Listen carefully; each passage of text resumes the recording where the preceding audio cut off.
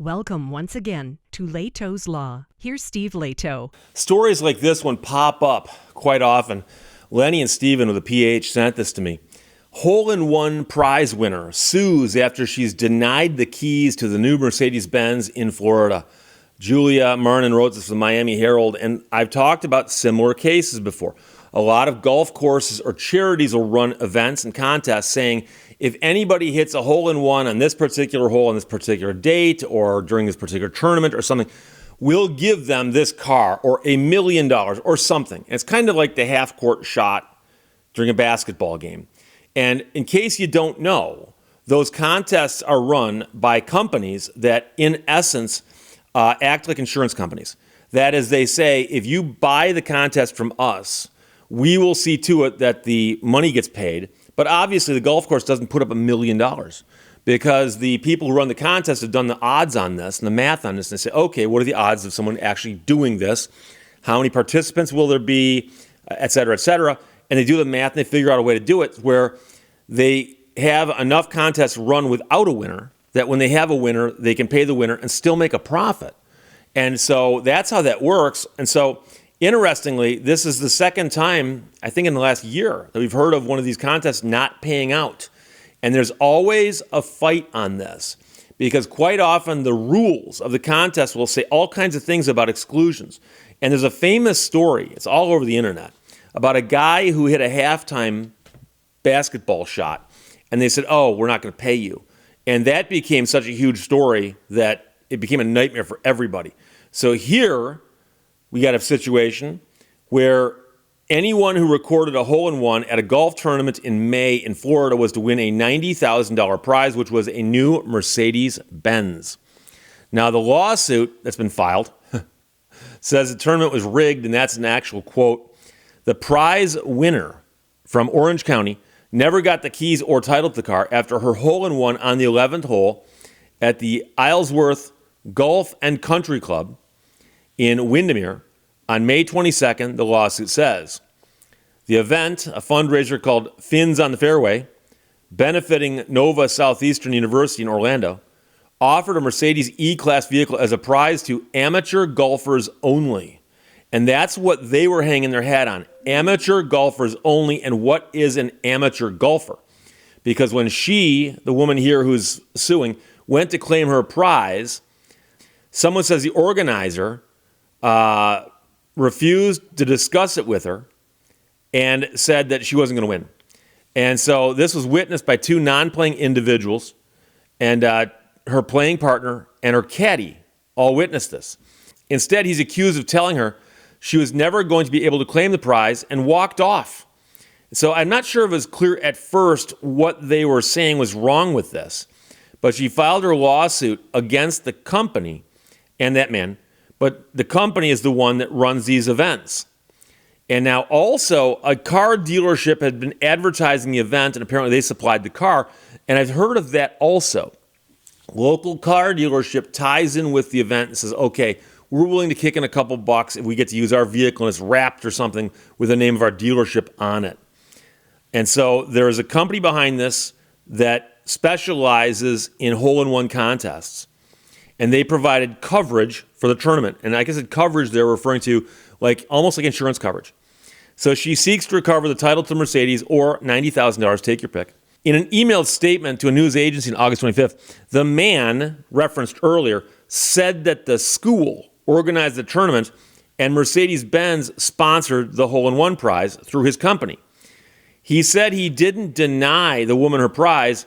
Rather, the prize indemnifier did. And apparently that's the company we're talking about, the hole-in-one company. And the man's saying that he didn't make the decision. So attorneys representing Mercedes-Benz of South Orlando declined to comment, saying they're unable to comment on pending litigation. The hole-in-one company did not immediately respond to a request for comment from the news agency either. However, we do know more.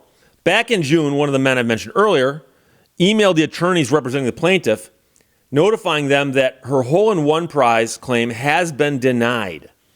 The reason was that her former status was she was a professional golfer. She was, more than 15 years ago. And so the man told the news agency that he previously told the woman, I didn't think she would be eligible for the prize due to her former status, and that I would contact the prize indemnifier, whom I used for the event. So after he spoke with the hole-in-one company, he was told that she was not eligible. According to the complaint, she is no longer a golf professional and has been officially registered as an amateur with the U.S. Golf Association for more than 15 years. So this is going to boil down to literally the exact words in the rules. Does it say you are ineligible if you are a professional golfer? Or will it say you are ineligible if you've ever been a professional golfer? Or is it going to say something like you're ineligible, et cetera, vague, squirrely language that anybody can interpret any way they want? But she's saying, yes, I was a pro 15 years ago. Now I'm an amateur. And she says because she's a registered amateur with the USGA, that makes her an amateur. But it doesn't mean she's never been a pro. So this is how attorneys think. So she meets the definition of an amateur golfer under both the USGA guidelines and the hole-in-one contract signed by the tournament client. So it's going to boil down to, can you win if you are an amateur, or you can only win if you've never been a pro? Meanwhile, the USGA's Director of Brand Communications told the news agency that Chen successfully applied for reinstatement of her amateur status back in 2000. It is important to note that the USGA only addresses direct requests for reinstatement, does not maintain a list of amateur golfers, as players can change their status at any time, and there's no requirement that they notify the USGA. The woman's filed a lawsuit and several causes of action, including breach of contract, and says that by showing up and entering the tournament, her host paying the entry fee, and her hitting a hole-in-one, she accepted the defendant's offer, formed a contract, paid consideration, and fulfilled her obligations under the contract. Meanwhile, Isleworth Golf and Country Club's course was designed by Arnold Palmer, in case you're curious, and is the former home course of Tiger Woods, according to Sports Illustrated. The town is about 15 miles southwest of Orlando. So, interesting case. We've encountered this before. And it always boils down to how the rules are written. And I've seen it before where on those basketball halftime shots, they will say that you cannot do this and win if you've ever played professional basketball, college basketball, and they list a bunch of things. But the biggest problem I have with these contests is that, for instance, you go to a basketball game and they go, hey, at halftime we're going to pick a seat and the seat's going to win. And they pick your seat and you go running down and the crowd's going nuts. They really ought to ask you, by the way, have you ever played professional or college basketball? And if you say yes, they need to tell you, okay, by the way, you don't win. And I think that the moment they hand you the ball and say, take a shot, you win. If you take a shot and you hit it, I think you win. But in a situation like this, these rules need to be clear and out there somewhere where people can see them. And they need to be where you can see them before you make the decision to go to the golf course. Because if you see advertising on TV that says, hey, come on down, you could win a car. And you come on down and then they tell you, oh, by the way, if you've ever played professional golf, you can't win. That wouldn't be fair. Now, I suspect that if you found a TV ad for this, and as they are rolling the last credits of the ad and you hit pause, there'd be a big block of text at the bottom of your screen you probably couldn't read because the type is so small. And buried in there somewhere is going to be the language we're looking for. And the question is, does that put people on notice about coming down and playing to try to see if they can win this car? I don't know. So we'll see what happens. But it does boil down to, like I said, how those rules read. Because if I'm running a contest, I've got the right to set the rules. But if I ask you to participate, especially if it costs you money, those rules have got to be known to you and clear. And now, obviously, if you choose not to read the rules, that's fine.